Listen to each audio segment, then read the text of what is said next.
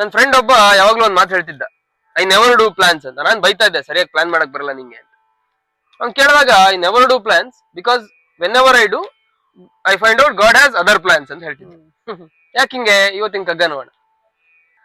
ಆವರಣಕೋ ಸುಗವೋ ಆರಹಿತಕೋ ಸುಗವೋ ಆವಾವ ಕಾರಣಕ್ಕೋ ಆವ ಯೋಜನೆಗೋ ನೋವನಿ ಪಡುವುದೇ ದೈವೇಚ್ಛೆಯಾಗಿರದೆ ದೈವ ಕುರುಡೆನ್ನದಿರು ಮಂಕುತಿಮ್ಮ.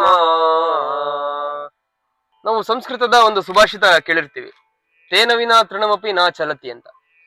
ಅಂದ್ರೆ ದೇವರ ಒಂದು ಅಣತಿ ಇಲ್ದೆ ಒಂದು ಹುಲ್ಲು ಕಡ್ಡಿ ಕೂಡ ಅಲ್ಲಾಡೋದಿಲ್ಲ ಅಂತ ಹೇಳ್ತಾರೆ. ಅದನ್ನೇ ಇವತ್ತಿನ ಕಗ್ಗದಲ್ಲಿ ಹೇಳ್ತಾ ಇರೋದು. ಎಷ್ಟೋ ಸಲ ಜೀವನದಲ್ಲಿ ನಮ್ಗೆ ಸುಖ ಸುಮ್ನೆ ನಾವೇನು ಮಾಡಿರೋದಿಲ್ಲ, ಅಥವಾ ಯಾವ ಋಣ ಅದು ಎಲ್ಲಿಂದ ಬರೋತ್ತೋ ಗೊತ್ತಿಲ್ಲ, ಸುಮ್ನೆ ನಾವು ನೋವು ಪಡ್ಬೇಕಾಗತ್ತೆ, ಕಷ್ಟ ಪಡ್ಬೇಕಾಗತ್ತೆ. ಹಿಂಗಿದೆಲ್ಲ ಅನ್ಸುತ್ತೆ, ನಾನು ಏನು ಮಾಡೇ ಇಲ್ಲ, ನನ್ಗೆ ಯಾಕೆ ಇದ್ರು ಆಗ್ತದೆ, ನಾನು ಯಾರಿಗೂ ಕೆಟ್ಟದೇ ಮಾಡಿಲ್ಲ, ನನ್ಗೆ ಯಾಕೆ ಕಷ್ಟ ಆಗತ್ತೆ, ನಂಗೆ ಯಾಕೆ ನೋವು ಬರುತ್ತೆ, ಈ ರೀತಿ ಎಲ್ಲ ನಮ್ಗೆ ಪ್ರಶ್ನೆ ಬಂದಿರ್ಬೋದು. ಈ ರೀತಿ ಬಂದಾಗ ಎಲ್ಲದಕ್ಕೂ ನೀನ್ ದೇವ್ರನ್ನ ದೂರ್ಬೇಡ. ದೇವ್ರನ್ನ ದೈವನೇ ಸರಿ ಇಲ್ಲ ಅಥವಾ ದೈವ ಕುರುಡು ಅಂತೆಲ್ಲ ನೀನ್ ದೇವ್ರಿಗೆ ಕಣ್ ಕಾಣಲ್ಲ ಅಂತೆಲ್ಲ ಬೈಕೊಳ್ಬೇಡ. ಹೇಳ್ತಾರೆ ಕೆಲವೊಂದ್ಸಲ ಗಾಡ್ ಹ್ಯಾಸ್ ಬಿಗರ್ ಪ್ಲಾನ್ಸ್ ಅಂತ.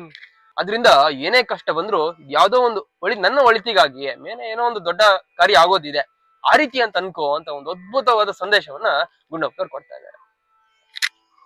ನಮಸ್ಕಾರಗಳು.